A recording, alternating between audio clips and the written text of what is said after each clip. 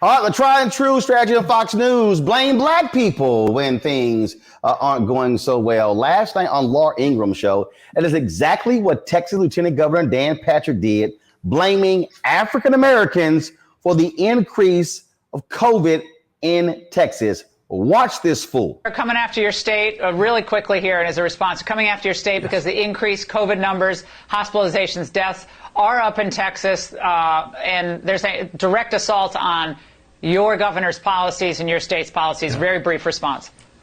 Yeah.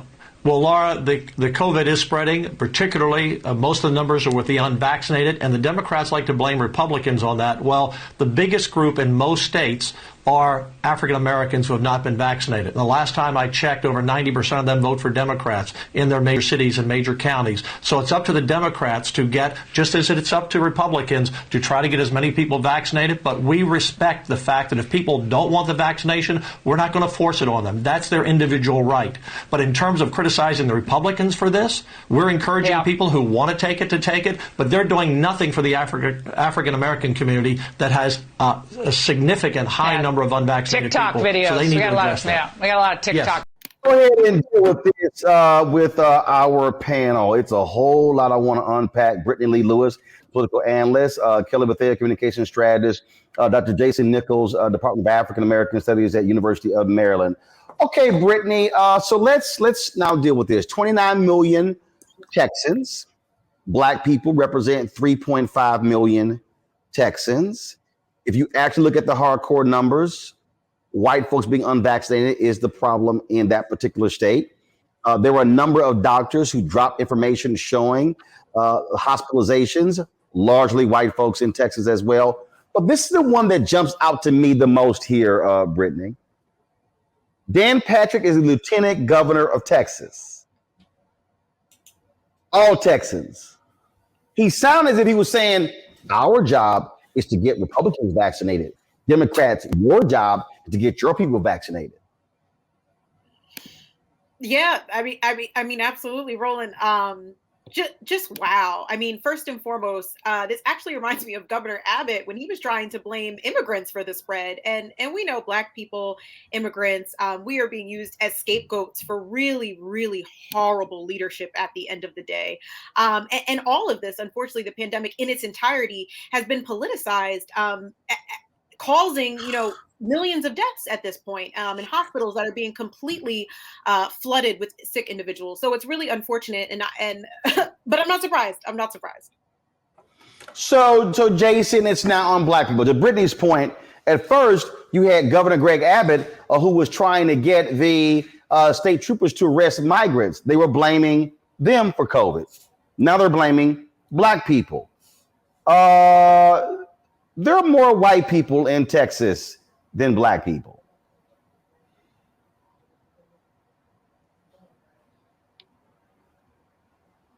Jason? I think we lost Jason there. Let me go to Kelly. Kelly? Yes, can you repeat the question? I just got in. Yeah, that is, you have more white folks in Texas. Governor Greg Abbott, as Brittany said, initially blamed migrants. Now they're trying to blame black people. I guess they don't want to blame white folks for nothing dealing with COVID, huh? Right. They never do. And that's really the problem with all of this. The fact that it's a majority of white people who don't want to get vaccinated. It's a majority of white people who are in the hospital. They are the majority in this country. So naturally, they are going to be the majority who's acting a fool in these streets. So for me, for a governor to blame his constituents as opposed to his own leadership, as opposed to his own administration, as opposed to his own rhetoric on this issue, it's the caucasity for me, frankly. But it's definitely expected coming from a governor who has basically bent over backwards to not follow the science for the sake of politics. We're trying to get Jason's signal back. It was quite interesting last night, Brittany. I was looking at a number of people who were just blasting Patrick, who were actually putting up various information showing the actual numbers, showing exactly what the problem there is with the number of vaccinations. And the thing is, I go back to still, this is the most basic thing. if you are the lieutenant governor of Texas, you should have a plan of action that's vaccinating people. That's the responsibility. And what Texas did was they were so screwed up. They were like, oh, we'll leave it up to y'all. But let me remind people of something that actually happened, Brittany. Dallas County, when they initially had their vaccination plan, look like we got Jason back. Jason, you're there? Is Jason there? Can you hear me? Cool. All right, Jason, I got you. We got you. Actually, I'm going to go to you, Jason, then come back to Brittany. So, Jason, Dallas County wanted to give the vaccine to the hardest hit groups first, blacks and Latinos. Abbott, his folks said, no, you can't do that. So it's a little disingenuous for Dan Patrick to now say, oh, black people, they're the problem, when Abbott and the Republicans like Patrick refuse to let the local leaders do what they wanted to do to solve the problem. Well, I mean, disingenuous and Dan Patrick go hand in hand. So that doesn't surprise me at all. We know for a fact, up to, I believe it was July 1st, that when you look at counties that voted for Donald Trump, it was 35% were vaccinated, and counties that voted for Joe Biden, 47%. 14% of Americans say they will definitely not get vaccinated. 69% of those people are white, as opposed to 7%, excuse me, who are black, and 12% that are Latino. And so I don't buy anything that Dan Patrick is saying. Of course, he's trying to deflect the blame for the fact that they can't control this and that they painted themselves in a corner. And he's a disingenuous person. He's the same guy who said that your grandparents should die for this pandemic. So, he's not someone who should be paid attention to. Unfortunately, he's in a decision-making capacity, which is really sad for the people of Texas. And the thing, Brittany, that just was beyond laughable. This whole idea, well, black people, 90% vote Democrats, so Democrats, you should be doing more to get black people vaccinated. No, how about you make sure the resources are going where they need to go in order to ensure people get vaccinated. See, this is called abdicating responsibility. Republicans love to talk about local control when it's their issues, but now they want to avert blame. And so now they're playing this game. Roland, you took literally my next talking point. I said literally, I find it fascinating that these same people, Dan Patrick, Abbott, DeSantis, all of them who have campaigned for years on local control and local government are the first people to run over local officials and to make decisions that, do not benefit communities of color once they become head of state.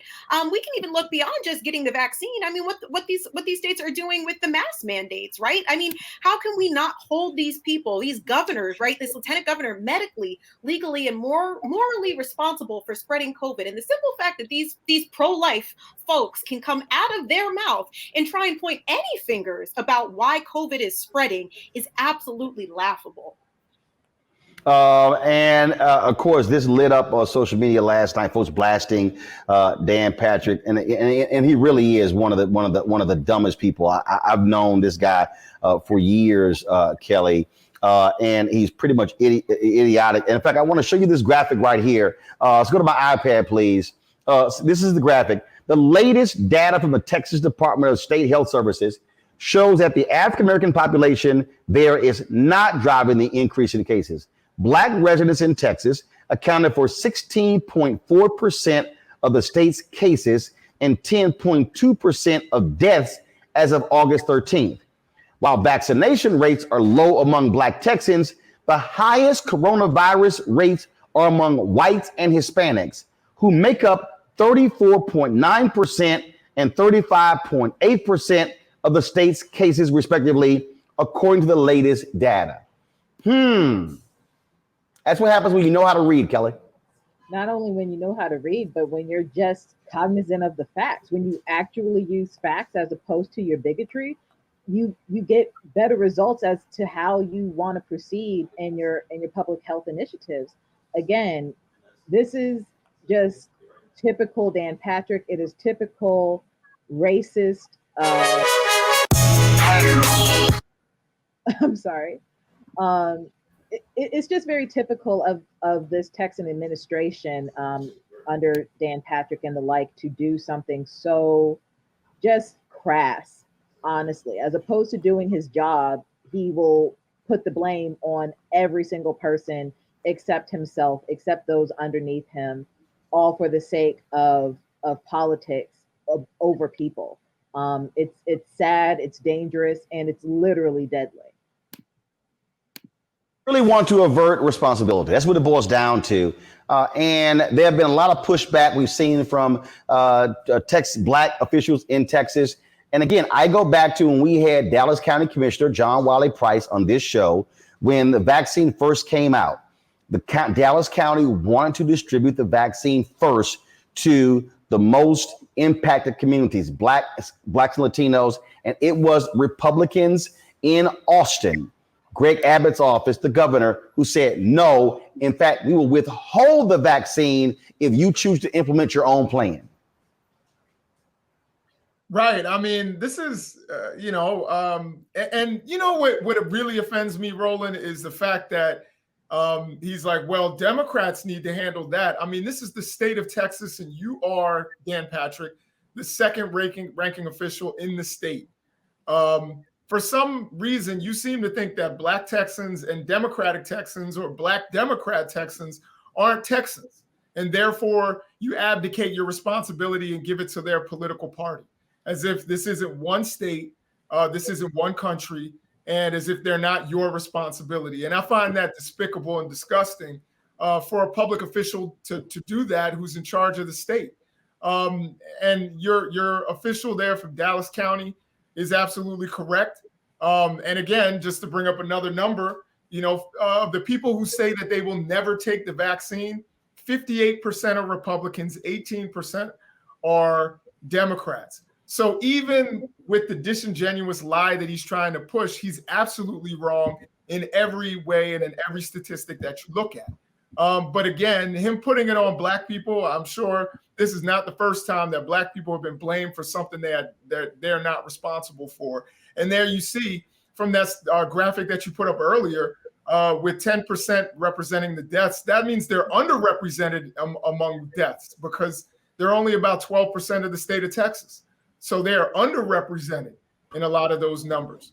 But Dan Patrick doesn't worry about that. Like you said, he's just about abdicating responsibility as a leader. And those are the type of people who should not be in leadership positions. Back to that Roland Martin Unfiltered video in just one moment. Football bans and one of the best fan experiences in the country. The Cricket BX SWAC Challenge kickoff returns to Atlanta on August 28th, along with special guests, College Game Day. Then Alcorn State takes on North Carolina Central with conference bragging rights on the line. Center Park Stadium is the place to be on August 28th. Come tailgate all day before enjoying a primetime matchup on the gridiron. You don't want to miss this. Check out MEACSWACChallenge.com for more information. Don't forget, folks, Roland Martin Unfiltered is going to be broadcasting live from Atlanta on Friday and Saturday. Friday will be at the Atlanta Braves Stadium, talking to the presidents of both universities, as well as officials with the SWAC and MEAC. Then on Saturday, we'll be at the Coca-Cola Fan Zone, broadcasting live from that particular afternoon. And then, of course, we'll be live streaming the halftime show and the concert taking place after the game. You can watch it at 7 p.m. Eastern on ESPN. And we appreciate it in partnership with Coca-Cola of making this happen. See you next week.